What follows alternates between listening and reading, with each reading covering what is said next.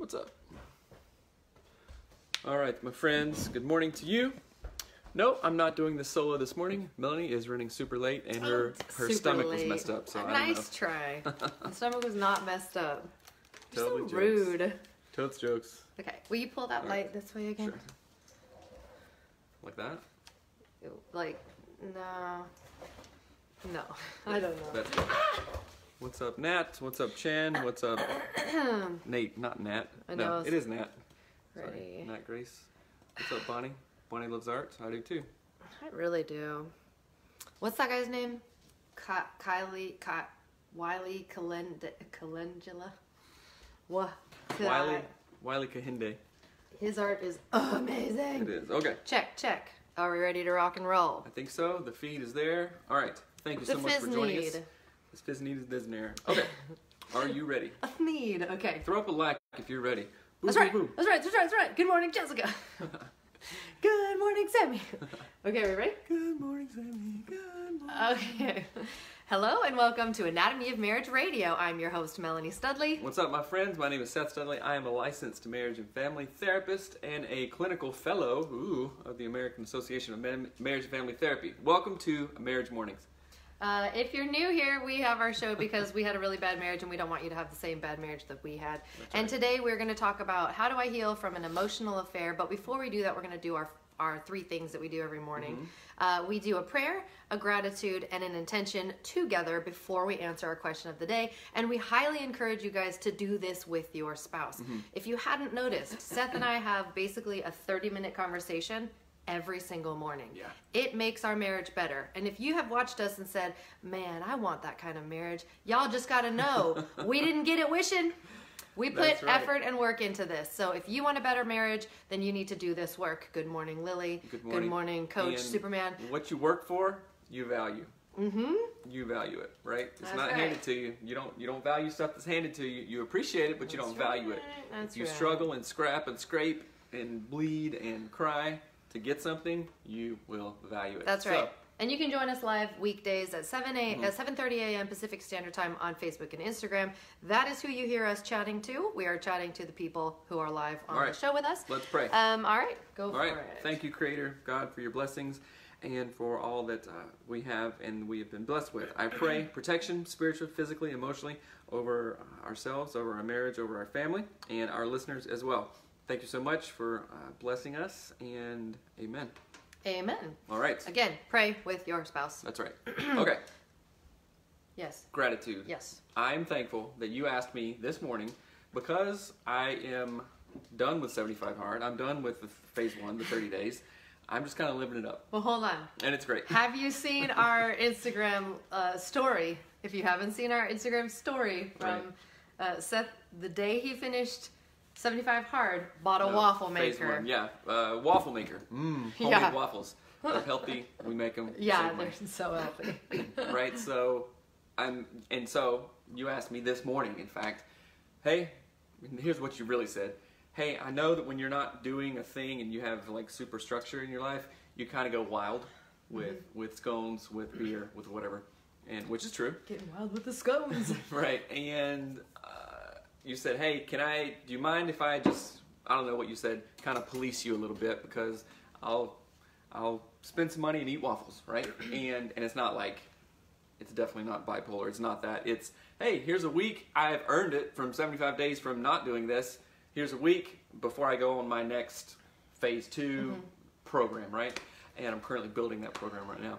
And you asked me, hey, I said, do I have permission to kind of keep you on track? right. And So I that said, you're not yeah. just eating constantly, So which is the you thing. said it in a nice way. You let me know that you're thinking about me. You let me know that you care about me, and you know that's good as well. So, and I said yes, thank you for asking. So I appreciate that you weren't a jerk or like, oh, you're going for it again, kind of thing. So yeah. that was kind. Seen you got your cheat meal maker. That's right. Really good. It's a cheat meal maker. Waffles galore. That is a good gratitude. Thank you for the thank you of the thank you. Yes. My gratitude, of course, is that you picked up the picnic table I wanted. Oh, that's right. So I have been wanting a picnic table forever. I wanted to make one, but out in the Pacific Northwest, stuff just gets like gross and mossy and moldy and it's heavy and blah, blah, blah. And so I texted Seth and I was actually joking. I said, Today has been really hard. You better figure out how to get a Costco table to fit inside of your car on your way home. I was not serious, but I actually did want the picnic table. And I called him by chance later, and he's like, "Where are you at?" He goes, "I'm at Costco strapping a picnic table to the top of my car." and he has a Toyota Yaris, and I was like dying laughing. But I can't tell you how thankful I am for that. That makes, I mean, just like the 2 hammock thing. Like, it makes, we ate dinner on it last night, the picnic tables last night, and it makes such a huge difference in how our home feels, and I'm just so thankful that you actually did that. Well, you're welcome. You didn't need to. It's a pleasure for me to do it, and we have a whole topic around that I really want to talk about.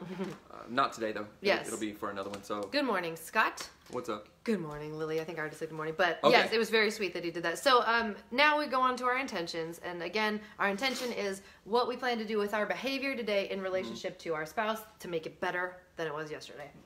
You go. My intention for today, honestly, is to pray more about, or during our day. Like, in my head, I guess, to pray for, like, wisdom and protection and my words. And honestly, I think prayer is powerful, and I'm not using that to its fullest, if that makes sense. A day stitched with prayer seldom unravels. That's right. That's my quote. That's your saying. It's on my little sewing thing my mom gave me.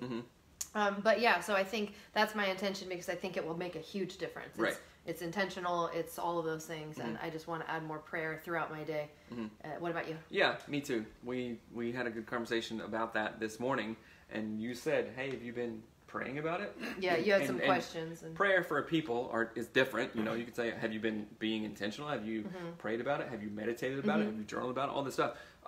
Thought deeply about it. I mean, it's not you. Don't need to pray to God. You can just whatever. Well, we do. Yeah, we do. Yeah, that's right. So, have you prayed about it? And I said, no, I actually haven't. Yeah. And we pray, but I wasn't being intentional. And sometimes it's not that we are averse to that. It's sometimes we just don't think about it. And this morning, when you asked that question, the answer was, no, I haven't thought about it. Yeah. So that's my intention today to, I listen to podcasts, or read books, or work out and all this stuff.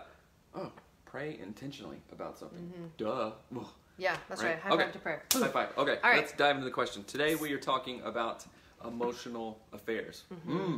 Yes, and this question was sent in, and it says, how do I heal? Oh, wait, actually, before I ask this question, let me tell you, we will always edit the questions that you send us. Right. Without fail, we will edit them. We do it to save...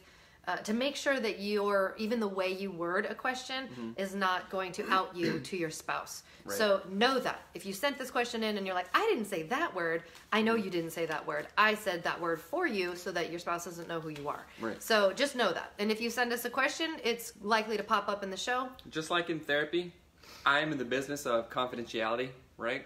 My job is not to expose anyone, out anyone, and that is the same standard that we take here. Yes. So you guys can, and you do, email in the questions, and know in confidence that we're not going to talk to people about names. We'll say hey to you with your name. Hey Lily. Hey Care Bear. Whoever, right? On the Instagram and Facebooks, but we're going to keep it confidential. Yeah. So sorry. So here we are. How do I heal from an emotional affair? My husband admitted to having an emotional affair. He says that he wants to be with me and to save the marriage, but I'm having trouble working through the breach of trust. He has deleted all evidence of what went on between him and the other woman. When I ask for details, he gets very angry and deflective. My question is, how can I get over something if I don't know what I'm getting over? There are so many inconsistencies in what he tells me that I'm worried that he isn't telling me the entire story. Am I wrong for wanting to know? Not knowing is killing me. Okay, so let me answer this question. How can I get over something if I don't know what I am getting over? Let me just tell you, you are attempting to get over a betrayal of trust. If I had a stick right here, this is like, oh, the trust line or trust stick or whatever. Okay, it has been snapped and now it's in 2 pieces. That's what you're getting over. So let's name it and let's put it out there, right? You are attempting to get over something that is broken, that has been broken, that your husband broke, right? So let's just say that. Okay, I'm not following you, but can You're I not say following anything? me? No, that's the thing. So if we don't know, if we're just shooting in the dark at something ambiguous, we're like, I feel like crap, but She is saying I want to know the details. Okay, so I know, but that Like one question is like, yes, you were trying to get over something that has been broken, right? Oh, okay. And tell me, is it helpful to know every single detail when trust is broken? No. Why not? Can I use an analogy really quickly? Yes, So- it's part of your show. Okay, knock it off. So one of the things that I think of is, let's replace this with anything else. Let's say, for example, this last summer, our kid broke his wrist at the skate park. He literally fell in the skate bowl thing and broke his bones in half. It was so disgusting. Oh, it was so terrible. But think about this. What if he's like, I can't heal unless I know what every tear is in here. Tell me which muscle, which ligament is torn, which bone is fractured at what decimal level. I don't even know what I'm saying. How many inches down, right? Like, Right. if he wanted to know every single detail and he thought, I can't possibly heal if I don't know every single detail. Doctor, please write it all out for me. Right. That is not true. You actually don't need to know every detail. You want to know every detail because you think that the knowing will help the healing. It probably won't. And I'm not saying you can't talk about it, but there is this thing, like, imagine this. Your husband is a dog that took a crap in the middle of the living room, and every time you want to bring up what he did, it's like shoving his face in the crap on the floor. Like, come on, talk about it. Tell me what you did. And he gets mad. Of course he gets mad. He already feels bad about it. He feels like an idiot. Even if he is not showing you that he feels like an idiot, he feels like an idiot. And every time that you bring it up, and I'm not saying that you shouldn't want to bring it up, that you don't have these feelings, all that kind of thing. But every time you bring it up, it's like rubbing his face in the pile of crap that he did not mean to put into your marriage. So just know that from like a relational perspective, if that makes sense. From a 30,000 foot view kind of thing. Now, also, we're not in the business of blaming people either. So I'm not going to blame the wife for anything that she may not know. Sometimes we handle things and we cause more problems. You know what I'm saying? Like a picture a person not knowing what gasoline is, but knowing that liquid can put out fires. And you pour this liquid that you found in a red can in the lawnmower shed on the fire, and it blows up in your face. You're like, what? That's a great What just analogy. happened here, Yeah. right? So, and we lived through this as well. Yeah. Melanie would ask accusing questions and really push and just dig, but there was nothing there. But it was her obsession with it, like, oh, if I know about it, if I know every single detail, then it will make me feel better. So let me just pursue and pursue and pursue. Yeah. And then, of course, the way that you were asking questions with criticism and sarcasm And anger. I was only backed into a corner, and when we're that, the fight or flight response comes up, and of course I was getting angry and defensive and all these things, not because I was hiding anything still, but just because of the nature of the question. So I would ask this wife, first of all, I'm sorry, I know how this could feel. Ask yourself how you're asking these questions. So it may just literally be, okay, sometimes the thing that we are holding on the tightest to is exactly the thing that we need to let go of. Yeah. So let go of of maybe a possible obsession with, I need to know every detail. So let go of that, and then also reframe, reword how you ask the questions, and use the clearing structure. Hey, so this trust was broken. I feel this way. Here's what I think would help me not feel this way. Can you be open and just answer these questions? And I know I want to get through this. She even said, I want to save the marriage. I want to get through this. Your husband has stopped all that behavior, which is obviously good, the first step. Shouldn't have done it in the first place, but we can't go back, right? So it's like, okay, it's kind of like climbing up the mountain and seeing the view. Okay, once I see this view, then I will let go. And I'm not talking about the view as like knowing every single thing. The view is, okay, yeah, I can let go of this stuff, and we have the mutual agreement to work on the marriage, whatever that means. Go to therapy, watch more podcasts, do whatever, right? Read books, and then continue to talk about it in using I statements with the clearing structure, which you can get at anatomyofmarriage.com, and choosing to go that way. Does that make sense? I hope it does. Yeah. If it doesn't make sense, let us know in the comments. And if it does, hit the like button so we know that you're following, you're tracking. The other thing that I wanted to say is there's a couple different ideas that popped up into my head. But one is there's a guy named Kyle Cease. He's an author. of several books, and one of the books that he did is called I Hope I Screw This Up. You can actually get it on Audible. You can go to audibletrial.com/anatomy of marriage and get it for free on us if you don't have an Audible account. But it's called I Hope I Screw This Up. And one of the most amazing things that he said was that no one can ever break your heart. They can only break your expectations of them. And when I first heard that, I was like, I don't know if I agree, Kyle. And he's from Washington, so I can sass him.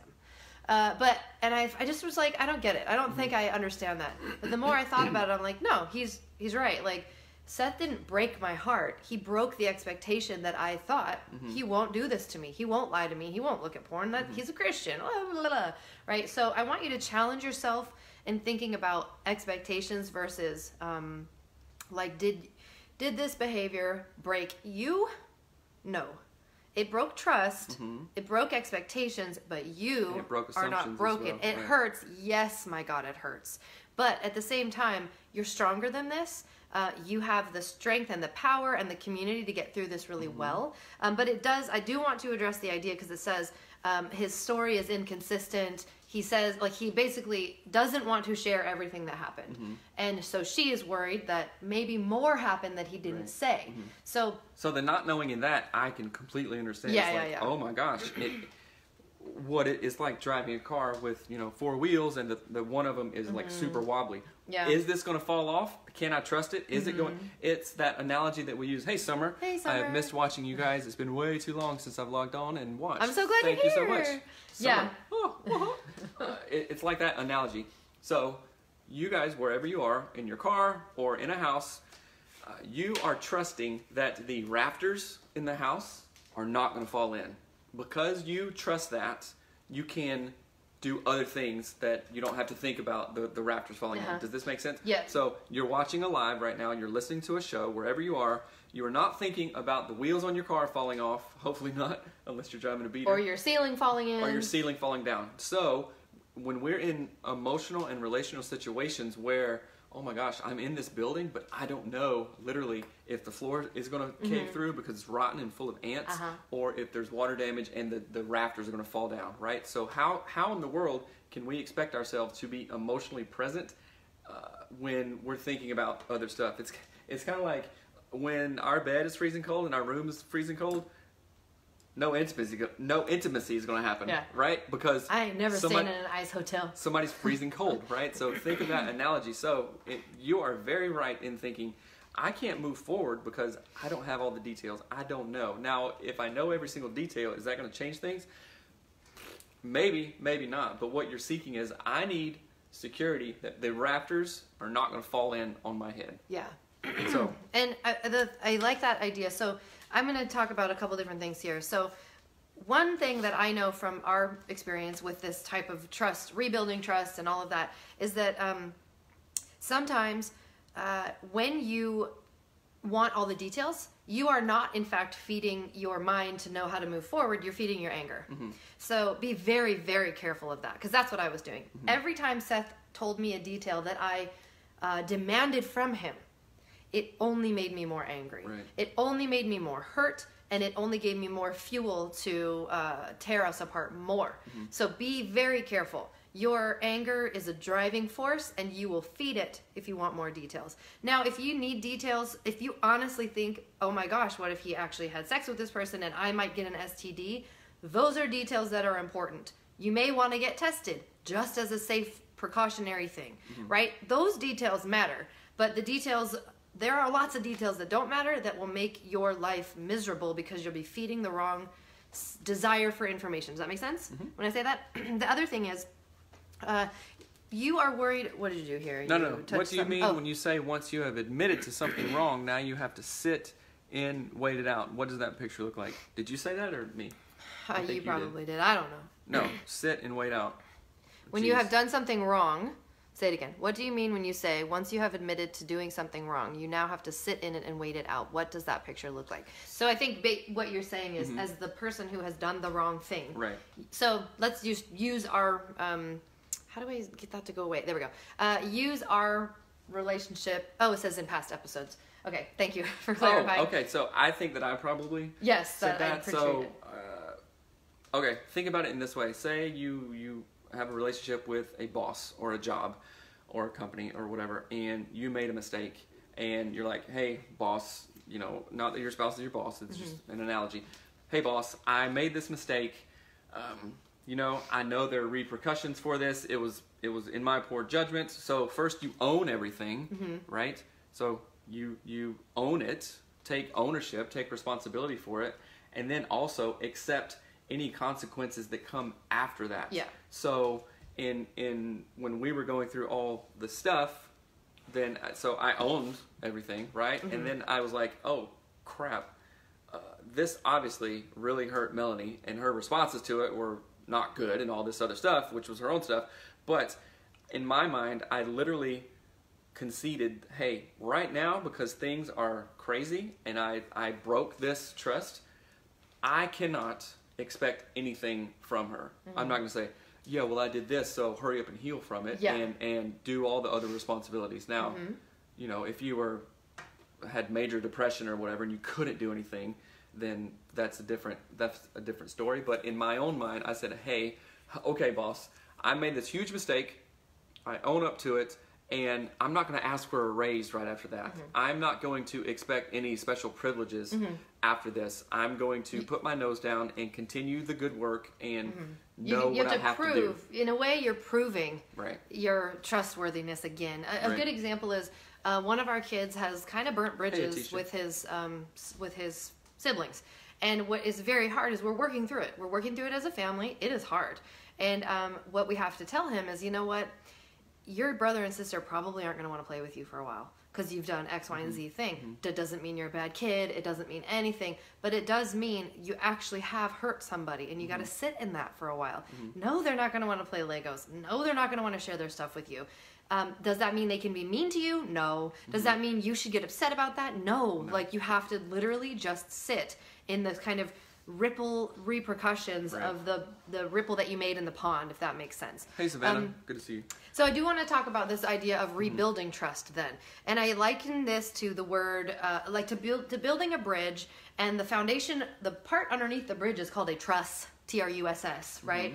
And to build a bridge, you have to literally have support all around it while you're building it. You can't just put the sticks on that are going to be the bridge. It won't work. It will fall, right? That's not how bridges are built. So you see scaffolding, you'll see framing that's temporary. All of that stuff is there to support the rebuilding of this bridge of trust, right? So a bridge is just a thing between, a bridge between two things, right? An island and the mainland or whatever.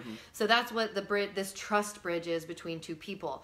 You and your partner, that bridge has been broken, and to rebuild it, you need community around you to support you, to support the rebuilding of that. You need good content, books to read, everything. But what you don't need is more bad stuff, more evidence of what they did, all of that. Does that make sense? Okay. Sort of, yeah. What sort of what? No, it's good.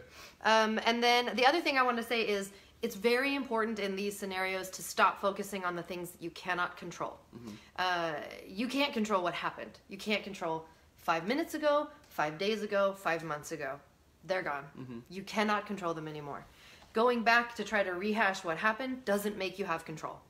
It just makes you obsessed with something that you cannot change. So don't try to control the things you can't control. Control what you can do right now. You can calm down if you're angry.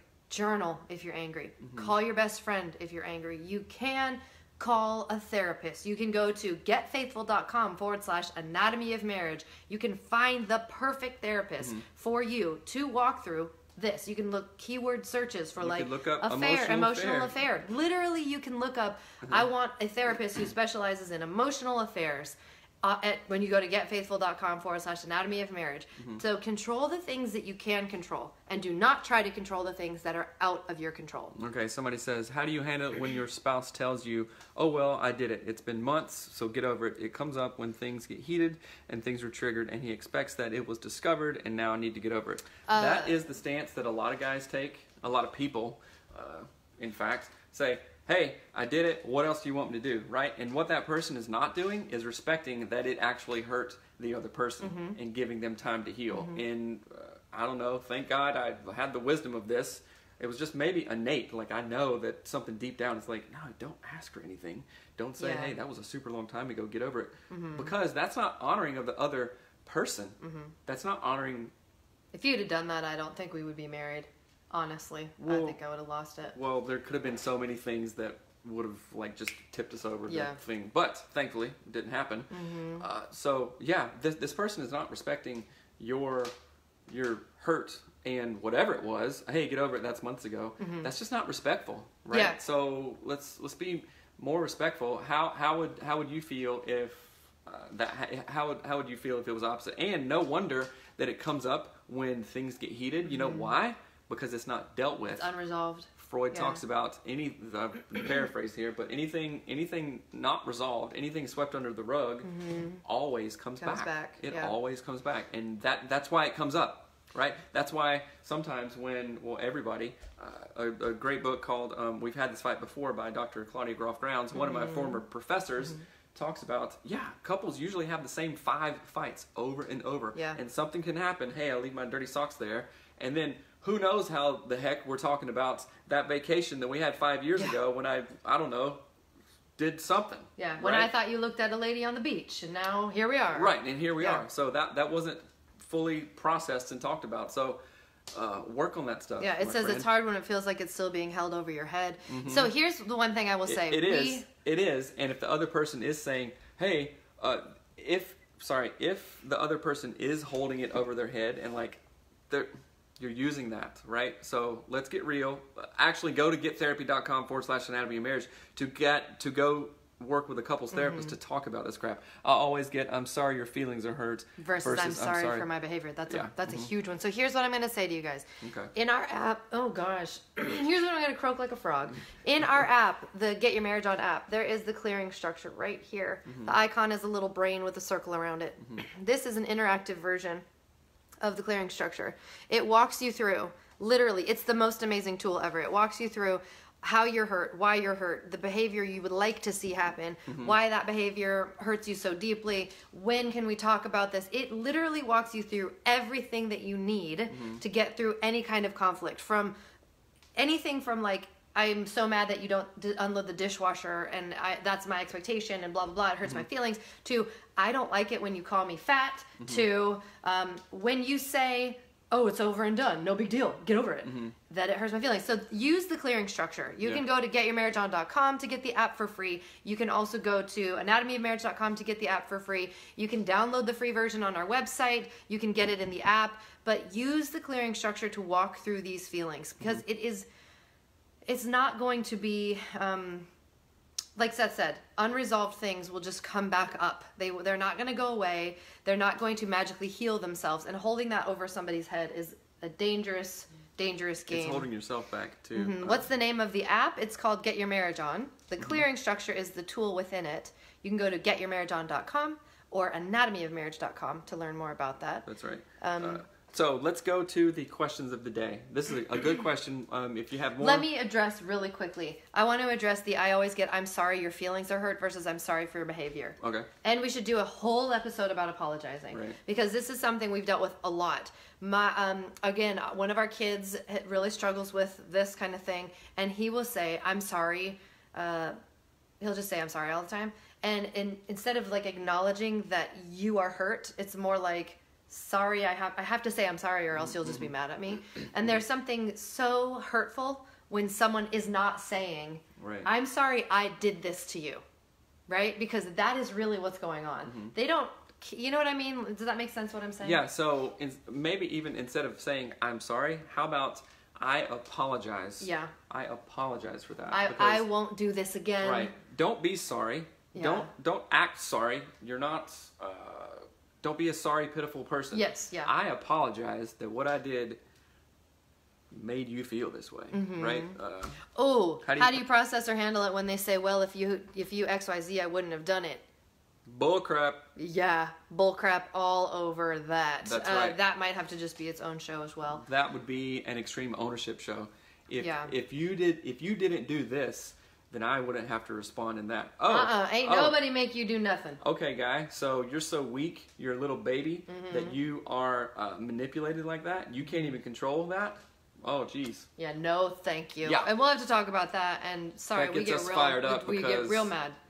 extreme ownership obviously changed our Yeah, our brain. that's blame shifting right there. That But is blame shifting. So we're going to dive into our conversation starters from the app, and I knew that this was going to be kind of a heavier episode, so I tried to make really fun ones, or try to find really fun ones. So these conversation starters are in the Get Your Marriage On app. There are hundreds and hundreds of them. We made them just so that you guys could connect with your spouse in meaningful and fun and simple ways. There are questions about sex and intimacy. There are questions about foreplay. There are questions about family, just for fun stuff. So it is very fun. So question number one, and I want you guys to ask this to your spouse and have fun answering them together. Number one, if we were on The Amazing Race, would we win it? Yes. I don't watch The Amazing Race, but I heard you have to like jump out of airplanes sometimes and eat bugs, so we might lose because I couldn't do that. You could do it. Uh-uh. You thought you couldn't do 75 hard Well, that's not eating bugs. 30 days ago, right? I have eaten cricket chips. Yes, cricket chips. I think we would. I would. Our neighbor keeps telling, my neighbor Yeah. is my best friend, and she's like, you have to go on The Amazing Race. I'm like, I don't think I could do it. I think we would win. So would we you and your come in- spouse win The Amazing Race, or would we win it? Right. So then, what is the least favorite food that you have ever eaten?